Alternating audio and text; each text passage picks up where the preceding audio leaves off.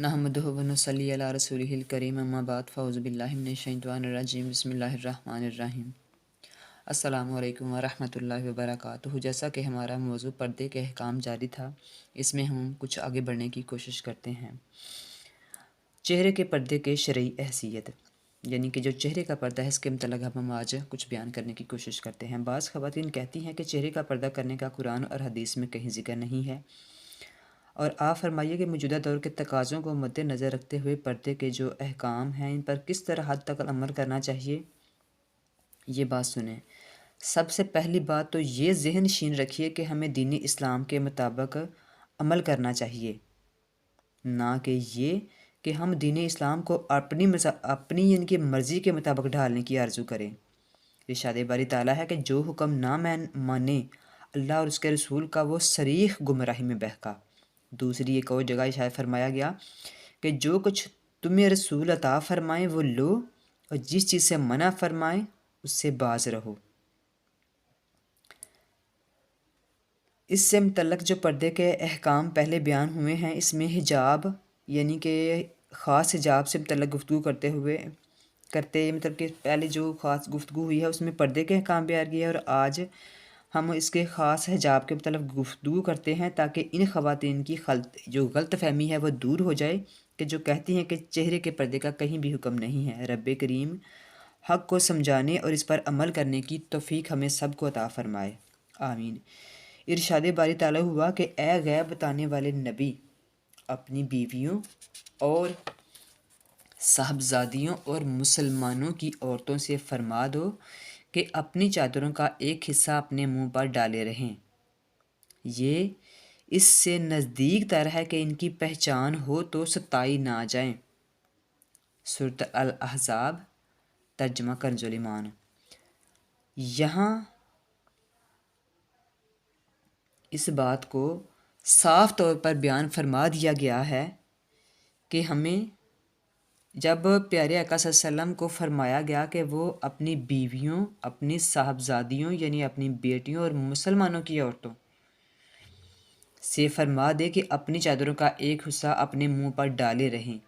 ये इससे नज़दीक तर है कि इनकी पहचान हो तो सताई ना जाए, यानी कि बाद जो अगर इनकी पहचान भी हो जाए तो उनको पता चले कि ये शरीफ और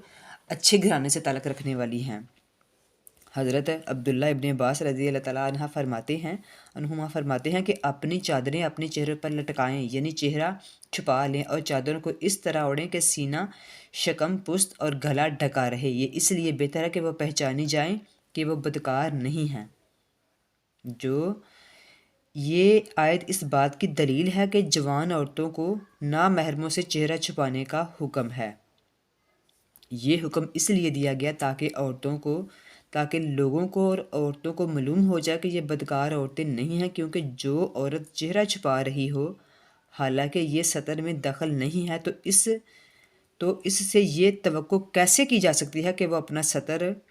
गैर महरम के सामने या गैर के सामने ज़ाहिर करने पर राज़ी हो जाएगी। इन दलाइल से साबित हो गया है कि मुसलमान औरतें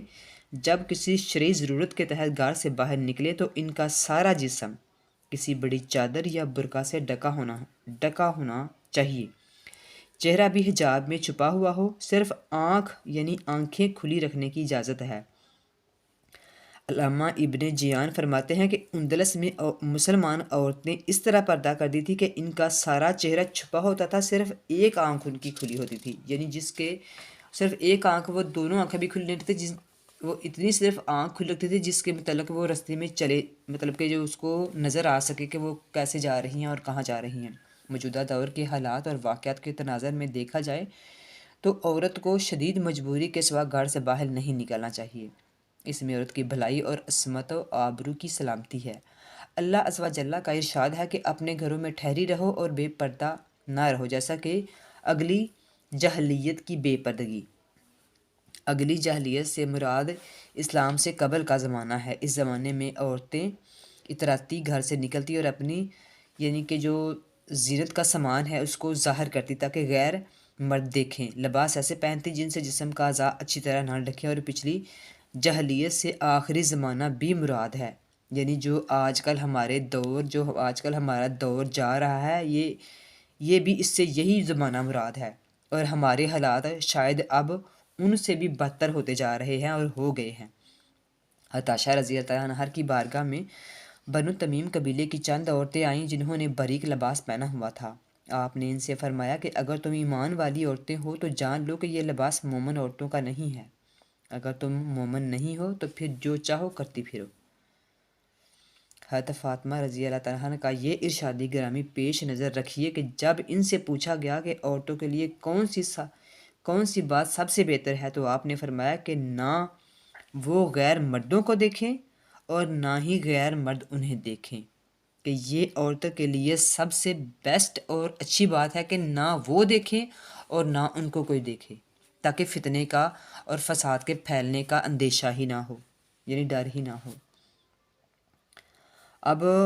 شوہر کے لیے یہ جائز ہے کہ عورت کو، یعنی کہ اگر شادی کے بعد شوہر جو 7 ایسی مطلب کہ شرعی احکام ہیں جن کی اجازت دینا اور گھر سے نکلنے کی اجازت اس کے لیے ضروری ہے، وہ یہ ہیں کہ والدین یا ان میں سے کسی سے ملاقات کے لیے ہفتے میں ایک بار دن بھر کے لیے، ان کی عیادت کے لیے، ان کی تعزیت کے لیے اور دیگر محرم رشتہ داروں سے ملاقات کے لیے۔ اگر دایا ہو یا مردہ نہلانے والی ہو یا اس کا کسی دوسرے پر حق ہو یا دوسرے کا اس پر کوئی حق ہو، یہ جو آخری 3 صورتیں ہیں بلا اجازت اور ضرورتاً بلا اجازت بھی نکل سکتی ہے۔ حج میں بھی اس میں حکم دیا گیا ہے، اور ان مواقع کے علاوہ اجنبیوں اور غیر محرم رشتہ داروں کے ساتھ ملاقات ان کی یاد کے لیے اور ان کی خوشی غمی میں شریک ہونے کی اجازت اسلام نے نہیں دی۔ قرآن اور سنت کی پیش کردہ دلائل کی روشنی میں پردے سے متعلق احکام کا خلاصہ ملاحظہ فرمائیے، یعنی کہ جو مین پوائنٹ ہیں ان کو اب ہم سمجھنے کی کوشش کرتے ہیں۔ خواتین جب بھی کسی شرعی ضرورت کے تحت باہر نکلیں، یعنی گھر سے باہر نکلیں، تو پہلے اپنا جسم کسی بڑی چادر یا برقع سے اچھی طرح ڈھانپ لیں اور چہرہ بھی چھپا لیں، صرف آنکھیں کھلی رکھنے کی اجازت ہے، اور یہ بھی خیال رکھیں کہ ان کا بناؤ سنگار کسی پر ظاہر نہ ہونے پائے۔ اس میں ہر وہ چیز آ جاتی ہے جو غیر مردوں کو عورت کی طرف رغبت کا باعث ہو، جیسے خوشبو، زیور، ناز و ادا سے چلنا، اور پردے کے اور اوڑھنے کے لیے چادر کا، یعنی کہ خوبصورت اور جو اس کے اوپر ایسا خوبصورت بنا ہوا ہو کہ وہ جو غیر مرد ہیں یا کوئی اور ہے وہ اس کی طرف جان بوجھ کے متوجہ ہوں، وہ بھی ان سب سے یعنی کہ یہ سب باتیں مردوں کو متوجہ کرنے کا باعث ہوں۔ مطلب کہ جو اس طرح کا فیشن وغیرہ کر کے جو ہم باہر نکلیں گی تو اس کا مطلب یہی ہوگا نا کہ ہم دوسروں کو اپنی طرف متوجہ کرنا چاہتے ہیں۔ اگر ہم کسی اپنے کام کے لیے جا رہے ہیں تو پھر ہمیں اس بات کی مطلب کہ اتنا بن ٹھن کر یا بن سنور کر باہر نکلنے کی ضرورت نہیں ہوتی، کیونکہ ہم تو خود اپنا کام کرنے جا رہے ہیں، ہمیں کسی سے کیا مطلب ہے کہ کوئی کیا کر رہا ہے اور کیا نہیں کر رہا۔ عورت کہیں تنہا نہ جائے، یہ اس کے ساتھ محرم ہونا چاہیے،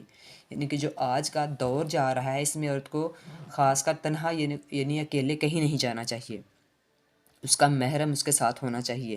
شریعت مطہرہ، یعنی کہ جو شریعت مطہرہ ہے ہماری، اس نے تو حج جیسی عظیم عبادت جو ہے اس میں بھی ادائیگی کے لیے عورت کے ساتھ محرم کا ہونا ضروری قرار دیا گیا ہے، اور اس پرفتن یعنی کہ جو فتنوں سے بھرا ہوا دور ہے، احتیاط کا یہی تقاضا ہے کہ عورت گھر سے باہر کہیں بھی جائے تو محرم ساتھ ہو۔ احادیث شریف میں آیا ہے کہ جب کوئی مرد غیر عورت کے ساتھ تنہائی میں ہوتا ہے تو وہاں تیسرا شیطان ضرور ہوتا ہے، یعنی مرد عورت کی تنہائی میں ملاقات کے وقت شیطان ضرور اثر انداز ہوتا ہے۔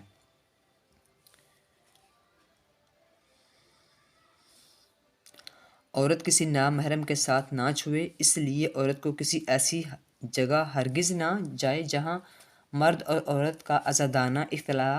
اختلاط ہو، یعنی ہجوم کے باعث نامحرموں سے جسم کے ٹکرانے کا احتمال ہو، یعنی کہ ٹکرانے اتنی پرہجوم، اتنی مطلب کہ بھیڑ والی جگہ ہو جہاں ان کے آپس میں ایک دوسرے کے ساتھ ٹکرانے کا خطرہ ہو۔ اور آقا و مولا صلی اللہ علیہ وسلم نے ارشاد فرمایا کہ عورتوں سے فرماؤ تم رستے کے درمیان نہ چلو بلکہ کناروں پر چلو۔ یہ ارشاد مبارک کے بعد عورتیں دیواروں کے ساتھ چلتیں یہاں تک کہ ان کے کپڑے دیواروں کے ساتھ لگ رہے ہوتے تھے۔ عورت کی آواز اور لہجے کی جو قدرتی نزاکت اور نرمی ہے مرد کی نفسانی خواہش کو بہارنے کا باعث بن سکتی ہے، اس لیے عورتوں کو چاہیے کہ جب کسی نامحرم سے کسی حقیقی ضرورت کے تحت گفتگو کرنی پڑ جائے تو پوری احتیاط اور سادہ لہجے میں بے قدر ضرورت یعنی کہ جتنی ضرورت ہو اتنی ہی بات کرے، جیسا کہ ارشاد باری تعالیٰ ہوا کہ اگر اللہ سے ڈرو تو بات میں ایسی نرمی نہ کرو کہ دل کا روگی کچھ لالچ کرے، ہاں اچھی بات کہو۔ اگر کسی ضرورت کے تحت کسی غیر مرد سے پس پردہ گفتگو کرنی پڑے تو کوشش کریں کہ لہجے میں نزاکت نہ آنے پائے اور بات میں بھی لوج نہ ہو، یعنی بات نہایت سادگی سے کی جائے۔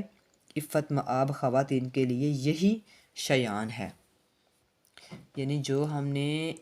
گفتگو کرنے کی جو ہمارا مقصد ہے وہ مین یہی ہے کہ جو آج کل کا دور جا رہا ہے اس میں ہم لوگوں کو پردے کی اتنی ضرورت ہے کہ میں سمجھتی ہوں کہ آج کل کے دور میں کھانے پینے کی جتنی ہمیں ضرورت ہے اسی کے ساتھ پردے کی بھی اتنی ہی ضرورت ہے، کیونکہ آج کل کے پرفتن اور یہ جو فتنوں سے بھرا ہوا دور ہے نا، اس میں اپنے آپ کو بچانا سب سے اولیت یعنی کہ جو سب سے پہلی بات ہے نا وہ پہلی اور ضروری بات ہے کہ جس طرح ہمارے زندہ رہنے کے لیے کھانا پینا ضروری ہے، اس لیے ہم کو اپنی عزت اور وقار کی حفاظت کے لیے پردے کے احکام اور پردے پر عمل کرنا اور ان کے ساتھ، اور یہ تو ہمارا وقار ہے، یہ ہماری عزت ہے، یہ ہمارا روب ہے، اس کو ہم کریں گے اور اپنے اوپر اس کو لازم پکڑیں، بلکہ کوشش کریں کہ جتنی بھی اسلامی بہنیں ہیں ان کو کوشش کریں کہ جس کا آپ کے ساتھ کوئی تھوڑا بہت رابطہ یا کوئی چیز گفتگو وغیرہ ہوتی ہے تو ان کو بھی یہ ساری چیزیں بتائیں اور کوشش کریں کہ اس کو اپنی زندگیوں میں شامل کریں۔ آخر میں اس دعا کے ساتھ کہ اللہ تعالی ہم سب کو اپنی پیارے حبیب صلی اللہ علیہ وسلم کی پیاری پیاری بیٹی فاطمہ الزہرا جنت الخطون رضی اللہ تعالیٰ عنہا کے پردے کے صدقے ہم کو بھی ان جیسا پردہ کرنے کی توفیق عطا فرمائے اور ان کے جو احکام ہیں ان پر چلنے کی توفیق عطا فرمائے، آمین۔ السلام علیکم ورحمۃ اللہ وبرکاتہ۔